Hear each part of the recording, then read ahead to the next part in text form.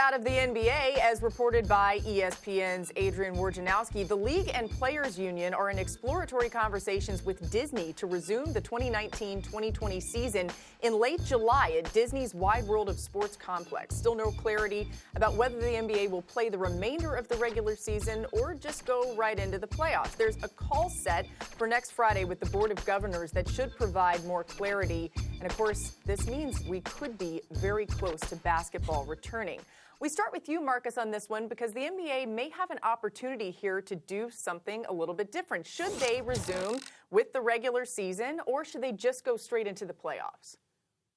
Straight playoffs, and I'm gonna tell you why. Because listen, there is obviously an overall arching conversation that we're having beyond what's happening on the basketball court, and that's the fact that it's a global pandemic going on, and everybody is trying to make provisions to get basketball played. And I think by you extending the time that basketball is being played, you higher the risk of something catastrophic happening possibly. So I say go straight playoffs. And listen, this picture was becoming clearer and clearer. The Lakers in the West and the Bucks in the East. And everybody knows that when you get to this point, like these guys have been off for a long time now at this point. And now you get an opportunity to come back.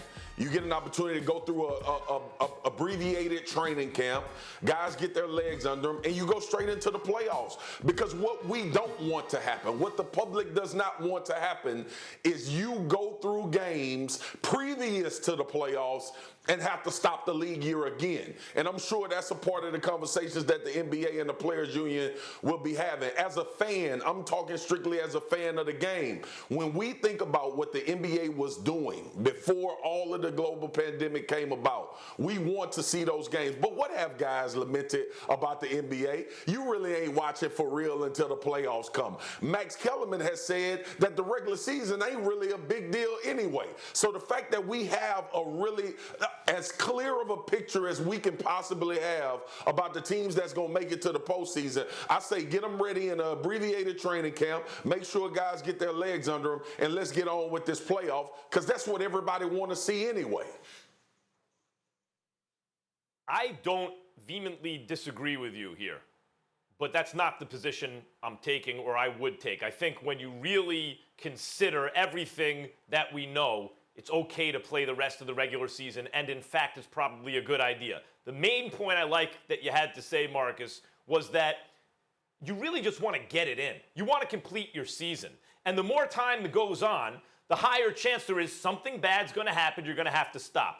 Let me tell you why I think differently. Number one, testing is becoming much more readily available to people. So I've maintained all along on this show, until that happens, until testing is readily available, way more than it was several months ago, I don't see how you do it. I don't even see how you can hoard tests for a league when other people really need them because we have to locate the virus. Okay, so number one, testing is already becoming more readily available.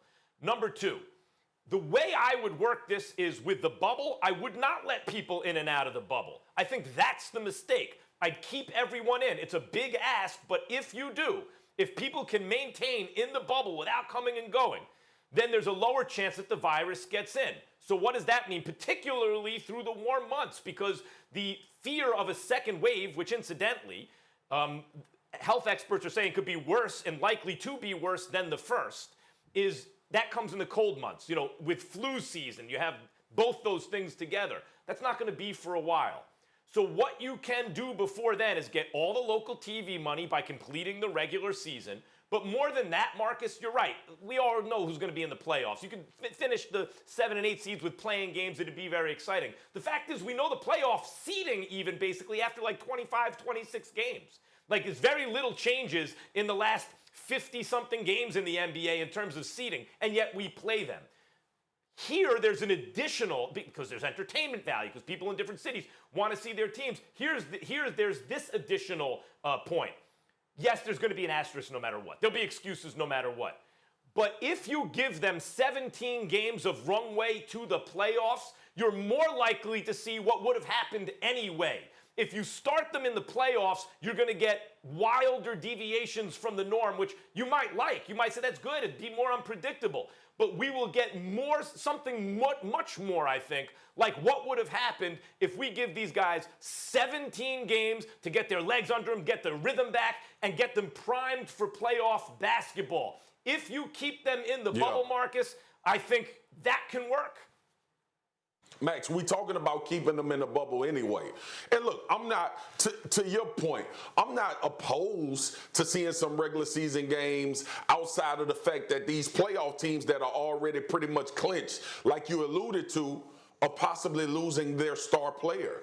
I want to lose them in the playoffs. I don't want to lose them playing games that honestly don't matter, especially when we're trying to squeeze time. Like right now, everybody is trying to squeeze time to get sports back on television. Everybody is trying to get the highest level of ball, whatever that respective sport is, to see. And when you start talking about the NBA, we know what the highest level of basketball is going to be. Are the guys going to be the same?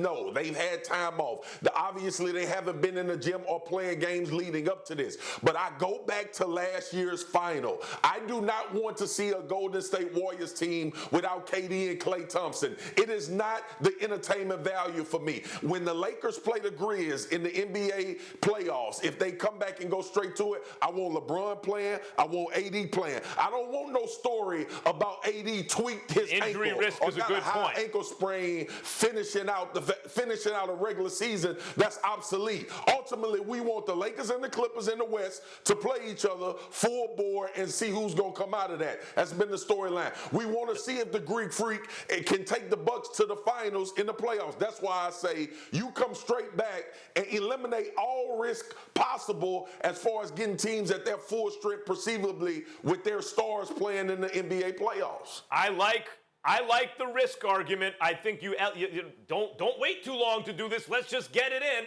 Let's not get guys injured. I get that. Thanks for watching ESPN on YouTube. For live streaming sports and premium content, subscribe to ESPN+.